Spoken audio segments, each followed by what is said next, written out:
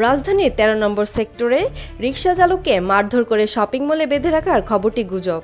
এই ঘটনায় কিছু দুষ্কৃতিকারীর মব সৃষ্টি করে লুটপাট করার চেষ্টা করেছে। সোমবার সকালে ডিএমপির অতিরিক্ত পুলিশ কমিশনার নজরুল ইসলাম মার্কেটটি পরিদর্শন শেষে এসব কথা জানান। তিনি বলেন, এই ঘটনায় এখনও কোনো মামলা হয়নি, তবে পুলিশের ৬ জন আহত হয়েছেন। তিনি আরও বলেন, এই ঘটনার সঙ্গে জড়িতদের আইনের আওতায় আনতে আলামত সংগ্রহ করছে পুলিশ।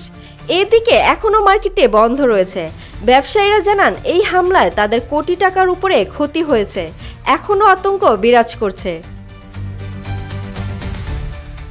এর আগে গতকাল রোববার দিবাগত রাতে উত্তরা স্কয়ার শপিং মলের সামনে রিকশা ও অটোরিকশা চালকেরা সড়ক অবরোধ করে বিক্ষোভ করলে পরিস্থিতি নিয়ন্ত্রণে পুলিশ সাউন্ড গ্রেনেড ও টিয়ার শেল নিক্ষেপ করে। পরে এলাকায় অতিরিক্ত পুলিশ ও সেনাবাহিনী মোতায়েন করে নিয়ন্ত্রণে আনা হয়।